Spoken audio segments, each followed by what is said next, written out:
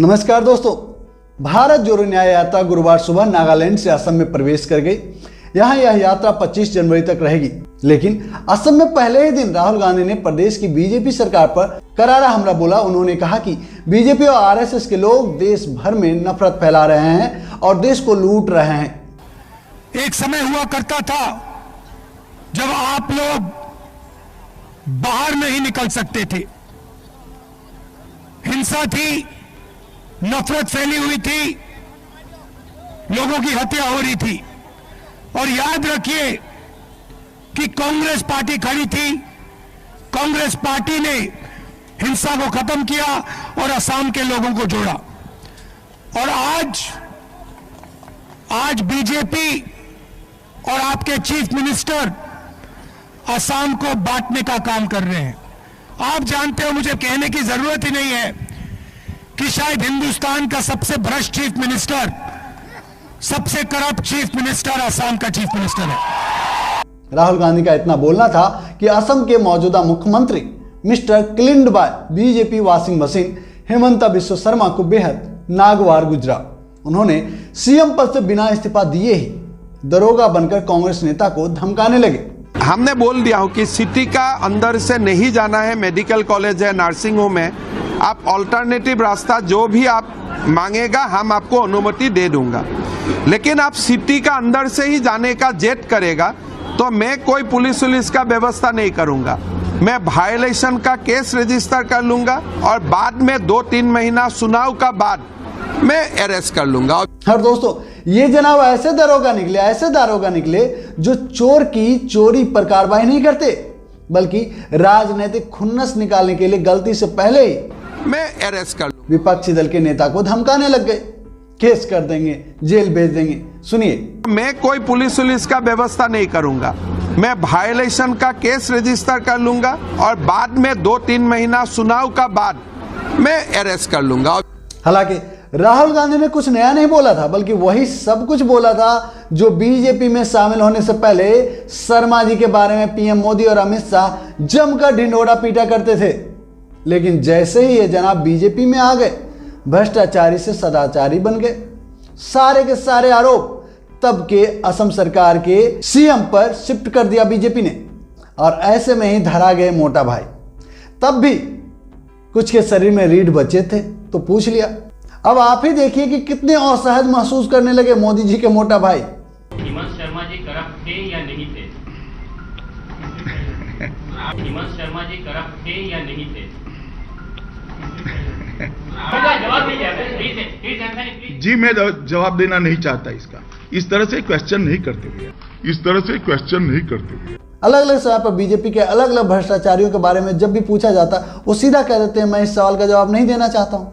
लेकिन मजाल है किसी भी तेज तरार देश के नंबर 1 चैनल, नंबर 1 पत्रकार के अंदर ये कुवत है कि मोटा भाई के खिलाफ कुछ कर सके, एक डिबेट ही कर सके। जी, मैं जवाब देना नहीं चाहता इसका। खैर, पूरी बात भी सुन लीजिए कि राहुल गांधी के किस बात से साहब के प्यादे की इतनी ज्यादा जली थी। नमस्कार। असम में और हिंदुस्तान के हर प्रदेश में जबरदस्त तरीके से अन्याय हो रहा है, भयंकर अन्याय हो रहा है। मणिपुर के बारे में आप जानते हो, पहली बार एक स्टेट में सिविल वॉर लागू है, स्टेट बटा हुआ है, महीने हो गए, प्रधानमंत्री आज तक मणिपुर नहीं गए हैं। हिंसा को असम से बेहतर कोई नहीं समझता है। एक समय हुआ करता था जब आप लोग बाहर नहीं निकल सकते थे, हिंसा थी, नफरत फैली हुई थी, लोगों की हत्या हो रही थी। और याद रखिए कि कांग्रेस पार्टी खड़ी थी, कांग्रेस पार्टी ने हिंसा को खत्म किया और असम के लोगों को जोड़ा। और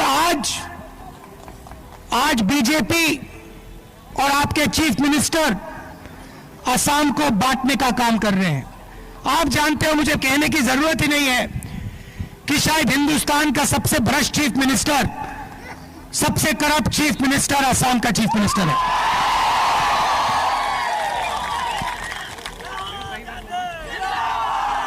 सही बात बोली।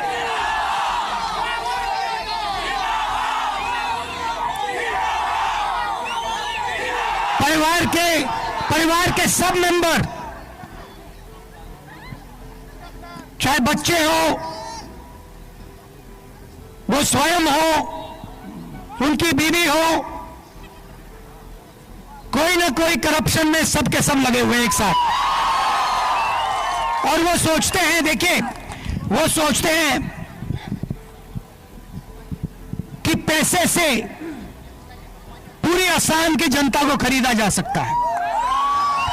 क्योंकि उनको पैसे से खरीदा जा सकता है, इसलिए वो सोचते हैं कि पूरी असम की जनता को पैसे का खरीदा जा सकता है। असम की जनता पैसे से नहीं खरीदी जा सकती, कोई कीमत ही नहीं है।